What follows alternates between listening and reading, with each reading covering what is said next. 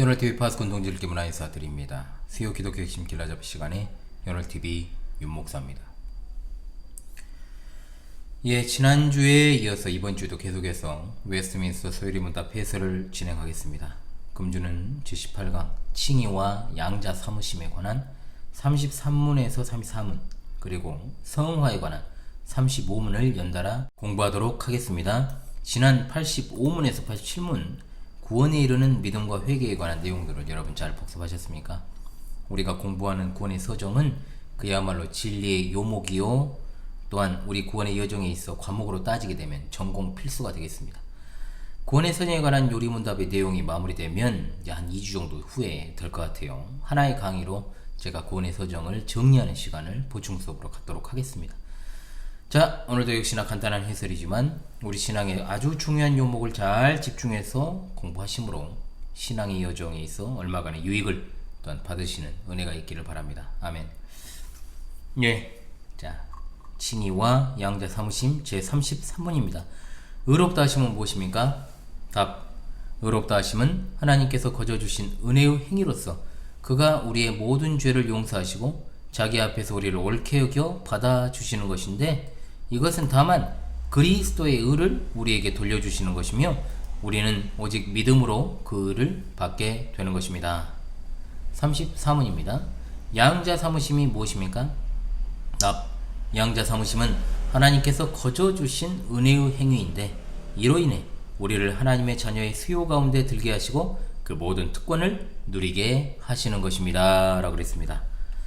자, 그렇다면 먼저 칭의, 곧 의롭다 하심입니다. 자, 칭의란 무엇인지에 대해서 우리가 상고하기를 원합니다. 칭의는 구약 성경에서는 이 칭의라고 하는 것이 그 사람의 상태가 율법에 적합하게 되어 있는 법적인 선고라는 의미를 가지고 있고, 신약 성경에서는 생명의 조건으로서의 율법의 요구가 완전히 그 사람의 경우에 만족하게 되어 있는 법적 선언의 의미로 사용되고 있습니다. 이것은 예수 그리스도의 완전한 의가 우리에게 전가됨으로 우리의 죄를 용서하시고 죄인을 의롭다고 선언하시는 하나님의 법정적인 행위를 말하는 것입니다. 이것은 죄인의 법적인 책임, 즉 죄책을 없이 함으로 죄인의 신분을 회복시켜 주는 것이죠. 즉 칭의 자체가 실질적으로 죄인의 오염된 상태를 깨끗하게 하는 것이 아니라 그의 신분을 법적으로 회복시키는 선언적 행위로 모든 구원 질서에 있어서 법적 근거가 되는 것입니다. 관련 말씀 볼까요? 이사야 50장 8절로 9절입니다. 나를 의롭다 하시는 이가 가까이 계시니 나와 다툴 자가 누구냐? 나와 함께 설지어다. 나의 대적이 누구냐? 내게 가까이 나올지어다. 보라, 주 여호와께서 나를 도우시리니 나를 정죄할 자 누구냐? 보라, 그들은 다 옷과 같이 헤어지며 조미 그들을 먹으리라. 로마서 3장 24절입니다. 그리스도 예수 안에 있는 속량으로 말미암아 하나님의 은혜로 값없이 의롭다 하심을 얻은 자 되었느니라. 로마서 8장 33절로 34절입니다. 누가 능히 하나님께서 택하신 자들을 고발하리요? 의롭다 하신 이는 하나님이시니 누가 정죄하리요? 죽으실 뿐 아니라 다시 살아나신 이는 그리스도 예수시니 그는 하나님 우편에 계신 자요 우리를 위하여 간구하시는 자시니라. 에베소 2장 8절 말씀. 너희는 그 은혜에 의하여 믿음으로 말미암아 구원을 받았으니 이것은 너희에게서 난 것이 아니요 하나님의 선물이라. 아멘. 자, 그렇다면 칭의의 특징은 무엇일까요? 자, 칭의의 특징 첫 번째, 칭의는 하나님 편에서의 일방적인 선언입니다. 로마서 3장 24절입니다. 그리스도 예수 안에 있는 속량으로 말미암아 하나님의 은혜로 값없이 의롭다 하심을 얻은 자 되었느니라. 두 번째, 칭의는 예수 그리스도의 의가 죄인에게 전가된 것입니다. 로마 3장 21절로 22절입니다. 이제는 율법 외에 하나님의 한 의가 나타났으니 율법과 선지자들에게 증거를 받은 것이라. 곧 예수 그리스도를 믿음으로 말미암아 모든 믿는 자에게 미치는 하나님의 은이 차별이 없느니라. 고린도후서 5장 21절입니다. 하나님이 죄를 알지도 못하신 이를 우리를 대신하여 죄로 삼으신 것은 우리로 하여금 그 안에서 하나님의 의가 되게 하려 하심이라. 로마서 8장 1절로 2절입니다. 그러므로 이제 그리스도 예수 안에 있는 자에게는 결코 정죄함이 없나니 이는 그리스도 예수 안에 있는 생명의 성령의 법이 죄와 사망의 법에서 너를 해방하였음이라. 로마서 8장 33절 34절입니다. 누가 능히 하나님께서 택하신 자들을 고발하리요 의롭다 하신 이는 하나님이시니 누가 정죄하리요 죽으실 뿐 아니라 다시 살아나신 이는 그리스도 예수시니 그는 하나님 우편에 계신 자요 우리를 위하여 간구하시는 자시니라. 아멘. 자, 세 번째, 칭의는 믿음으로 얻게 되는 것입니다. 갈라디아서 2장 16절입니다. 사람이 의롭게 되는 것은 율법의 행위로 말미암음이 아니요 오직 예수 그리스도를 믿음으로 말미암는 줄 알므로 우리도 그리스도 예수를 믿나니 이는 우리가 율법의 행위로서가 아니고 그리스도를 믿음으로써 의롭다 함을 얻으려 함이라. 율법의 행위로서는 의롭다 함을 얻을 육체가 없느니라. 저 코 상태가 좀 안 좋아가지고 죄송합니다. 네 번째입니다. 칭의의 결과는 하나님의 자녀가 되는 것이요 영원한 생명이 부여되는 것입니다. 요한복음 1장 12절입니다. 영접하는 자 곧 그 이름을 믿는 자들에게는 하나님의 자녀가 되는 권세를 주셨으니. 로마서 8장 16절로 17절입니다. 성령이 친히 우리의 영과 더불어 우리가 하나님의 자녀인 것을 증언하시나니 자녀이면 또한 상속자 곧 하나님의 상속자요 그리스도와 함께한 상속자니 우리가 그와 함께 영광을 받기 위하여 고난도 함께 받아야 할 것이니라. 아멘. 다섯 번째, 칭의는 신분의 변화를 가져오나 칭의 자체가 내면적 삶의 변화를 주는 것이 아니라 이제 우리가 이 다음에 살펴볼 거룩한 삶, 즉 성화를 위한 기초라는 것을 잊지 말아야 될 것입니다. 자, 방금까지 우리가 칭의에 대해서 공부를 했습니다. 그 다음에 이제 양자 사무심으로 넘어가 보도록 하겠습니다. 자, 양자 사무심. 자, 양자 사무심의 정의를 하겠습니다. 양자라 함은 하나님의 자녀가 되어 천국의 상속권자가 되는 것입니다. 이것은 그리스도를 믿는 자들에게 주어지는 특권이죠. 이 또한 본래적인 것이 아닙니다. 은혜로 받는 것입니다. 은혜로만 받습니다. 앞서 칭의와 마찬가지로 양자 또한 그리스도의 의가 전가된 겁니다. 의의 전가로 인한 것이요. 그리스도의 의의 전가에 있어서 칭의가 소극적인 측면이라고 한다면 양자는 이제 어떻습니까? 적극적인 측면이다라고 할 수 있는 겁니다. 칭의는 법적 선고의 의미와 법적인 근거 그리고 기초의 의미를 지니고 있지만 양자는 죄의 비참함으로부터 구원받아 신분을 달리하는 것을 뜻합니다. 에베소서 1장 5절입니다. 그 기쁘신 뜻대로 우리를 예정하사 예수 그리스도로 말미암아 자기 아들들이 되게 하셨으니. 요한복음 1장 12절입니다. 영접하는 자 곧 그 이름을 믿는 자들에게는 하나님의 자녀가 되는 권세를 주셨으니. 정말 아무리 반복해도 정말로 부족하지 않은 말씀이죠. 갈라디아서 4장 5절로 7절입니다. 율법 아래에 있는 자들을 성령하시고 우리로 아들의 명분을 얻게 하려 하심이라. 너희가 아들이므로 하나님이 그 아들의 영을 우리 마음 가운데 보내사 아빠 아버지라 부르게 하셨느니라. 그러므로 내가 이후로는 종이 아니오 아들이니 아들이면 하나님으로 말미암아 유업을 받을 자니라. 로마서 8장 14절로 15절. 무릇 하나님이 영으로 인도함을 받는 사람은 곧 하나님의 아들이라. 너희는 다시 무서워하는 종의 영을 받지 아니하고 양자의 영을 받았으므로 우리가 아빠 아버지라고 부르짖느니라. 아멘. 자, 그렇다면 양자 사무심의 특징은 무엇일까요? 자, 이것도 몇 가지가 있습니다. 첫 번째, 오직 참된 하나님의 아들은 독생자 예수 그리스도 뿐이시라는 것을 기억해야 됩니다. 요한복음 3장 16절. 하나님이 세상을 이처럼 사랑하사 누구를? 독생자를 주셨으니 이는 그를 믿는 자마다 멸망하지 않고 영생을 얻게 하려 하심이라. 아멘. 두 번째, 모든 인간은 날 때부터 생례적으로 진노의 자녀요 죄와 죽음의 종이었습니다. 에베소서 2장 3절 말씀. 전에는 우리도 다 그 가운데서 우리 육체의 욕심을 따라 지내며 육체와 마음에 원하는 것을 하여 다른 이들과 같이 본질상 진노의 자녀였더니. 12절입니다. 그때 너희는 그리스도 밖에 있었고 이스라엘 나라 밖의 사람이라. 약속의 언약들에 대하여는 외인이요 세상에서 소망이 없고 하나님도 없는 자이더니. 갈라디아서 4장 8절입니다. 그러나 너희가 그때에는 하나님을 알지 못하여 본질상 하나님이 아닌 자들에게 종노릇 하였더니 라고 그랬습니다. 자, 세 번째입니다. 예수 그리스도의 의의 전가로 예수 그리스도에게 접붙임을 받아서 하나님의 자녀, 즉 양자가 되는 권리를 획득하게 됩니다. 갈라디아서 4장 4절 5절입니다. 때가 참에 하나님이 그 아들을 보내사 여자에게서 나게 하시고 율법 아래에 나게 하신 것은 율법 아래에 있는 자들을 성량하시고 우리로 아들의 명분을 얻게 하려 하심이라. 갈라디아서 3장 26절. 너희가 다 믿음으로 말미암아 그리스도 예수 안에서 하나님의 아들이 되었으니. 요한복음 1장 12절 계속 나오죠. 영접하는 자 곧 그 이름을 믿는 자들에게는 하나님의 자녀가 되는 권세를 주셨으니. 로마서 8장 15절 너희는 다시 무수하는 종의 영을 받지 아니하고 양자의 영을 받았으므로 우리가 아빠 아버지라고 부르짖느니라. 아멘. 네 번째입니다. 성령의 증거로 하나님의 자녀로서의 확신을 갖게 하시고 하나님을 아바 아버지로 부르게 하십니다.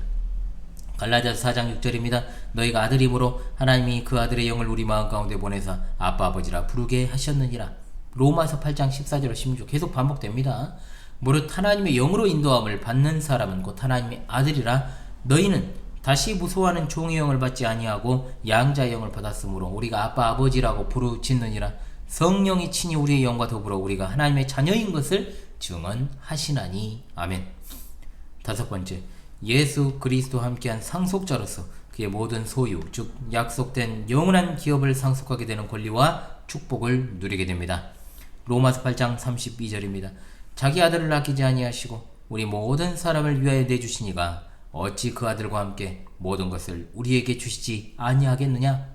8장 17절입니다. 자녀이면 또한 상속자, 하나님의 상속자요 그리스도와 함께한 상속자니 우리가 그와 함께 영광을 받기 위하여 고난도 함께 받아야 할 것이니라. 베드로전서 1장 3절로 4절입니다.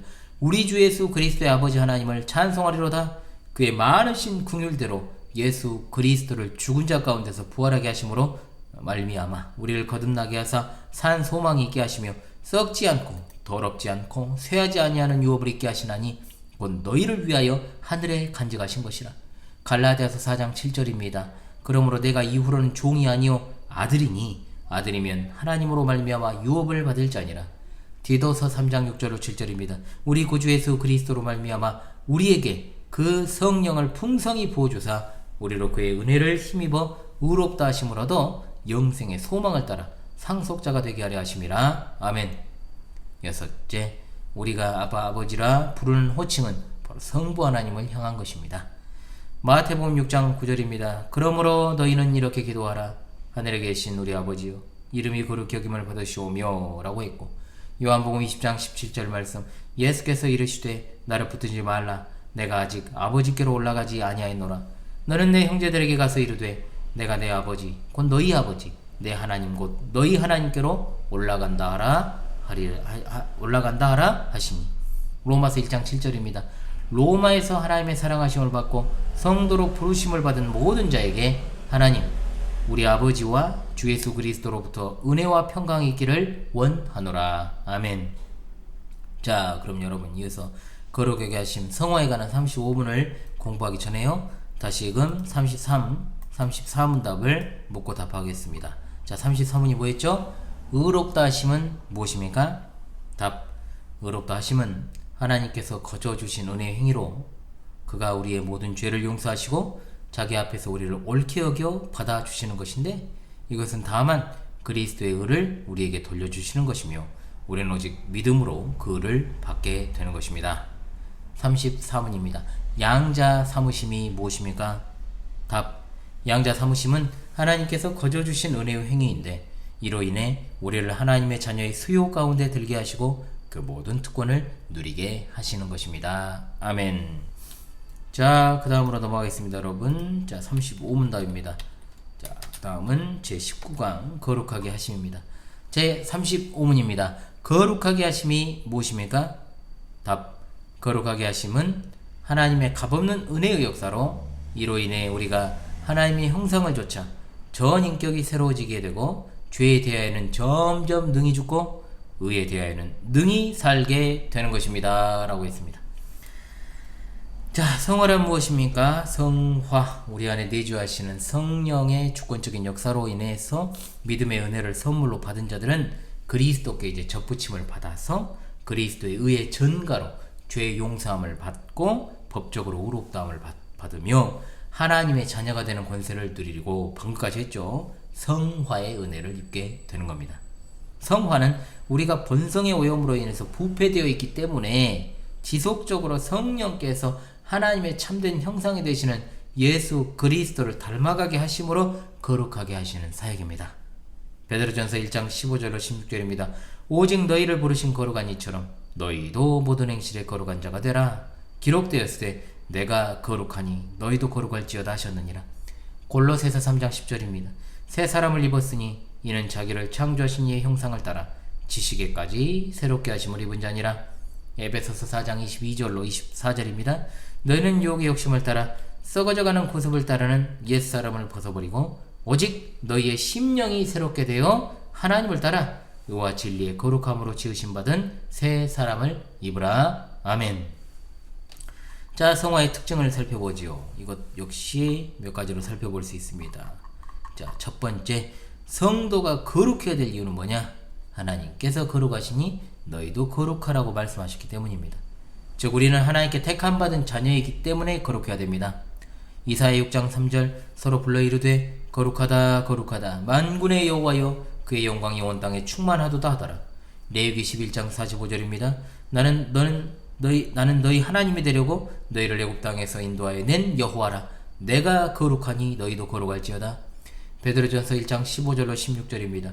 오직 너희를 부르신 거룩한 이처럼 너희도 모든 행실에 거룩한 자가 되라. 기록되었을 때 내가 거룩하니 너희도 거룩할지어다 하셨느니라.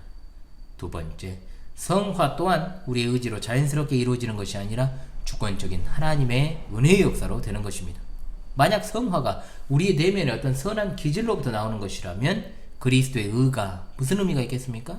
내면에 있는 선한 기질을 잘 활용하는 철학자들이나 도학자들의 삶이 더 고상하다고 할 수 있지 않겠습니까? 데살로니가후서 2장 13절입니다. 주께서 사랑하시는 형제들아 우리가 항상 너희에 관하여 마땅히 하나님께 감사할 것은 하나님이 처음부터 너희를 택하사 성령의 거룩하게 하심과 진리를 믿음으로 구원을 받게 하심이니. 에베소서 1장 4절입니다. 곧 창세전에 그리스도 안에서 우리를 택하사 우리로 사랑 안에서 그 앞에 거룩하고 흠이 없게 하시려고. 데살로니가전서 5장 23절입니다. 평강의 하나님이 친히 너희를 온전히 거룩하게 하시고 또 너희의 온 영과 혼과 몸이 우리 주 예수 그리스도께서 친히 강림하실 때 흠 없게 보존되기를 원하노라. 아멘. 세 번째입니다.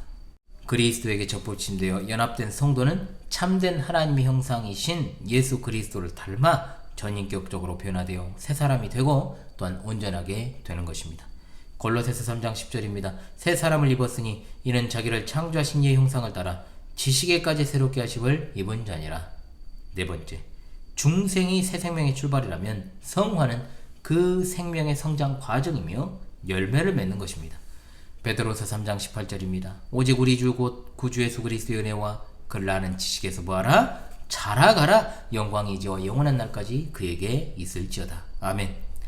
다섯 번째, 성화는 일평생 걸쳐 지속되는 사역입니다. 자, 굉장히 중요하죠. 중생함으로 인해서 죄와 사망의 종노릇에서 해방되었지만 타락하고 오염된 우리 본성은 하나님의 거룩함을 따르기보다 이생의 자랑과 안목의 적용에 늘 미혹되기 쉬우므로 새 사람으로 점진적으로 한 계단 한 계단 변화되어 가야 됩니다.